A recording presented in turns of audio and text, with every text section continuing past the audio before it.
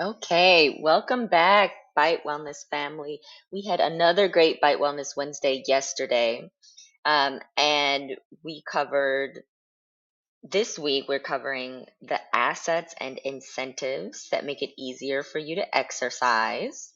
And you know that all month we've been running through our New Year, New Moves Challenge. New Year, New Moves Challenge.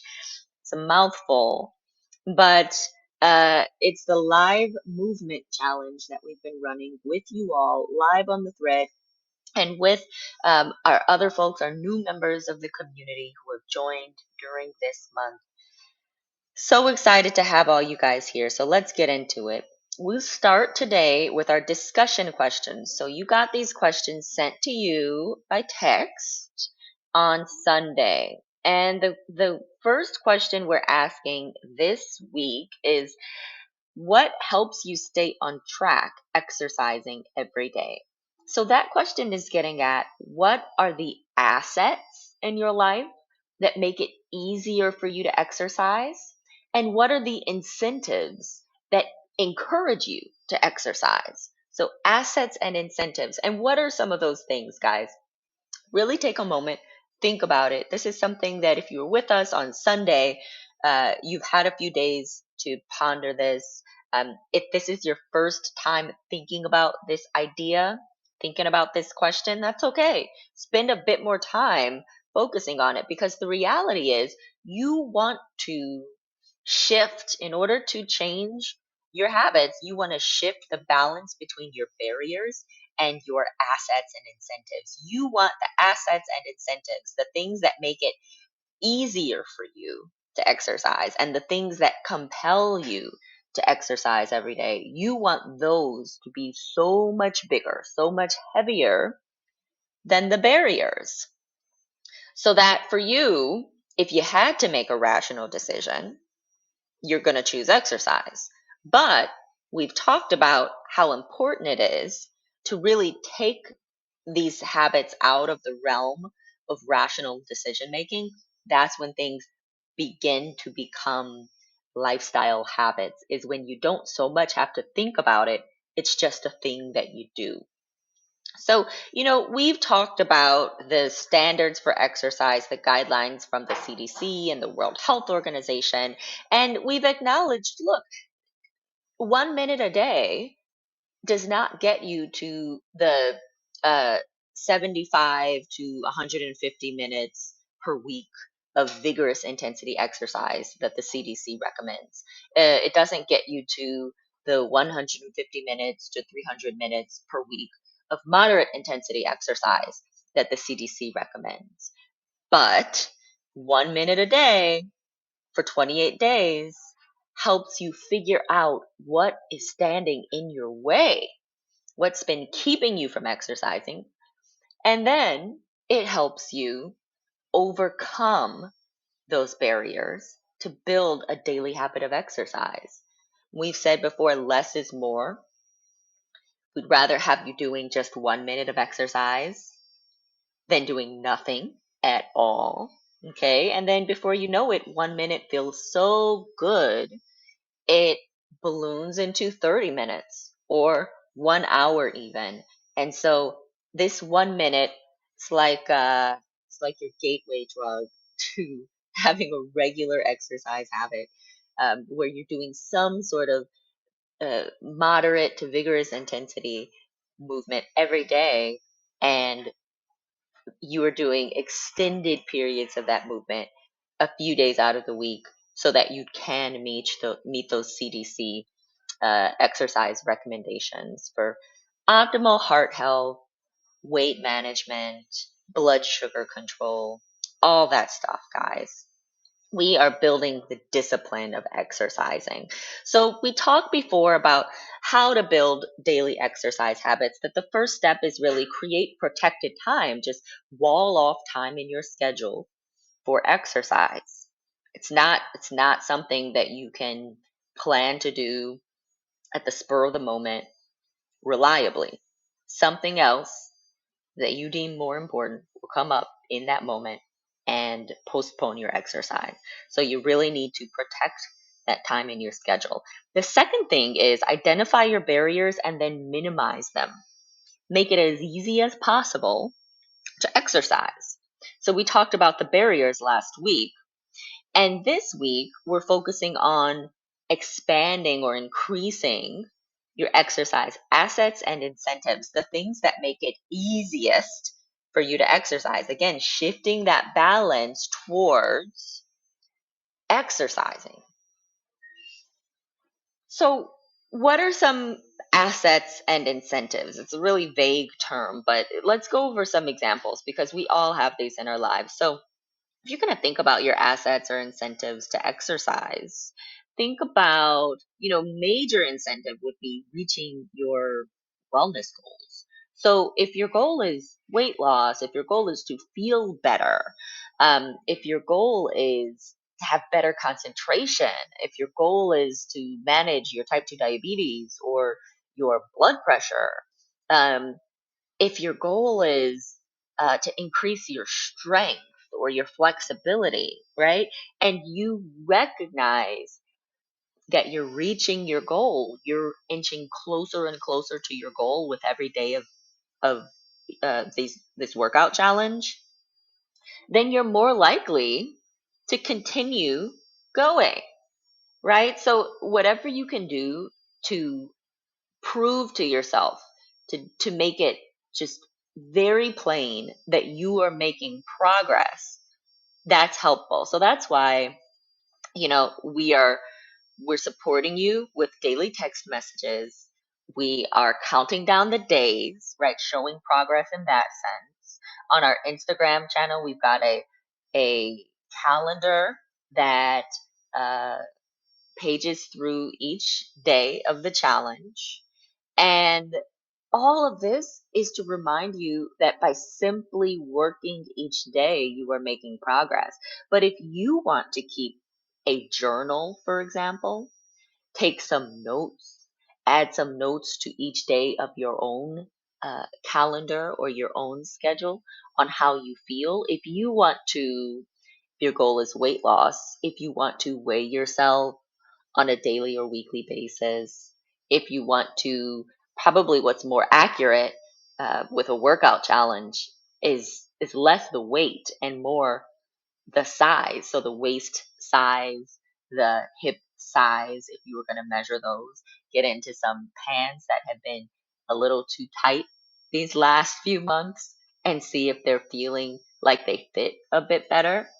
Um, Find ways to reinforce how much progress you are making towards your goals.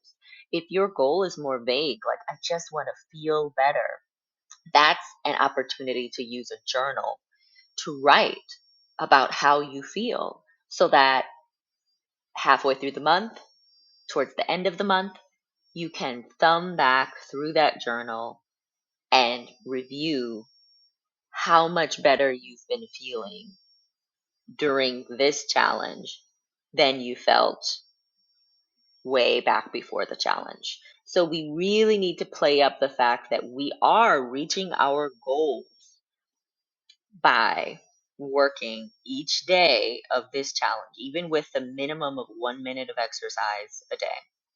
All right. And then the next incentive, this is both an incentive and an asset, is enjoyment.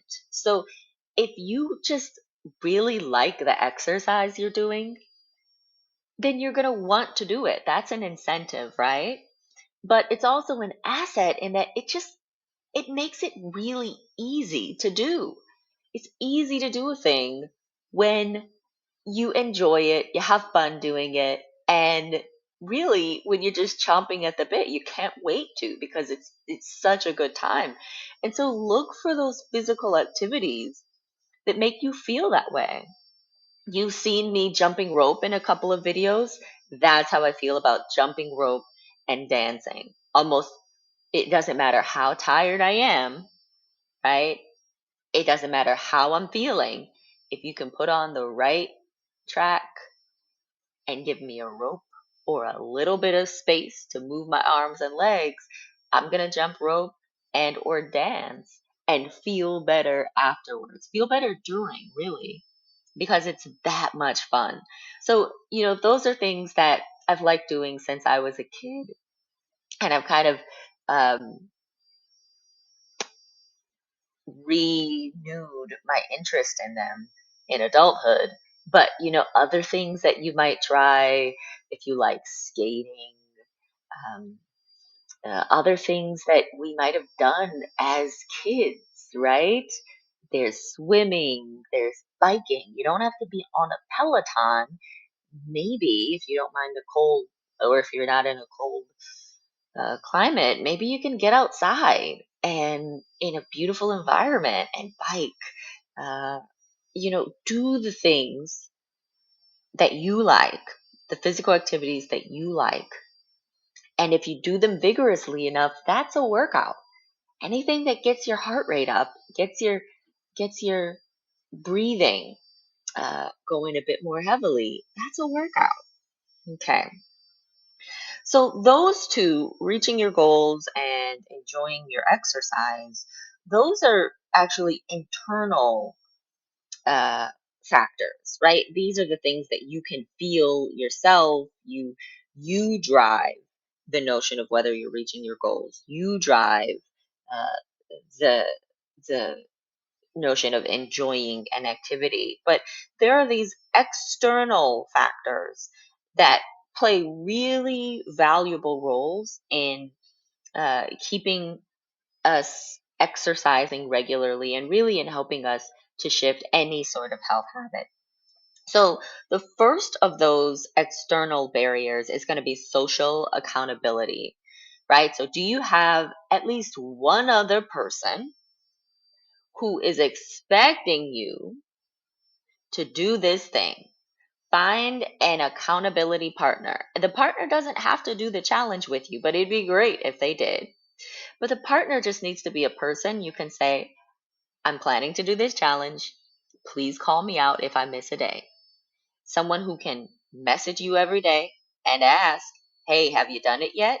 And you know what? That's what we're providing with our daily text messages. So these are workout reminders that come every day at 2 p.m. Central, but they also give you a sense of accountability.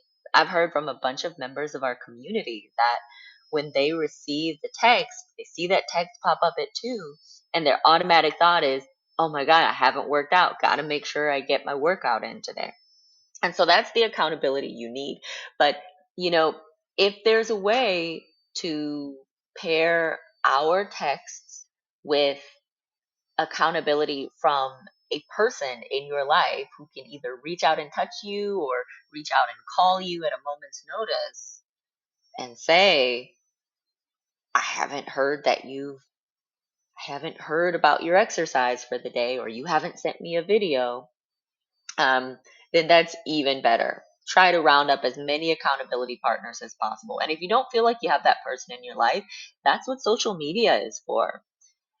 Post on social media, post these videos, make your claim that you are doing your 1 minute of exercise every day for this new year, new moves challenge. And you never know who's looking, right? So that gives you a sense, that mystery gives you a sense of very general accountability. So kind of the cousin to social accountability is social support. And in this case, these aren't people who are holding you accountable or calling you out. These are people who are doing work to make your life easier so that you can find time, so that you can find energy to exercise. So the social support would be offering emotional support. When you say, I'm tired, I've had enough of this, I don't want to keep doing this workout challenge. These are people who can remind you what your goals are, that this challenge is helpful, that you might want to continue. These are people who, when you say, well, I'm just too busy today, I was assigned this new project at work, there's no way that I can complete my workout for the day. These are people that offer support, that might take some other responsibilities off your plate for the day so that you can find time to work out. These are people, this can be your partner, this can be your friends, this can be family members. These are people who might occupy the kids, take the kids off your hands for just a few minutes so you can get down and exercise.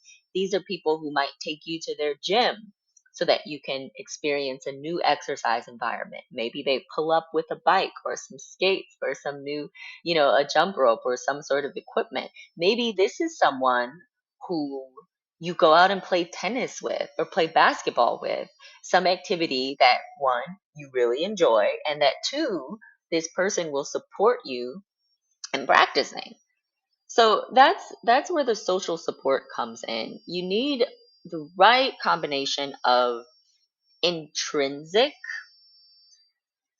factors to help you reach your goals, and then extrinsic factors. So you need to feel like you're making progress and having a good time, but you also need other people to give you a little bit of peer pressure and then a little bit of help.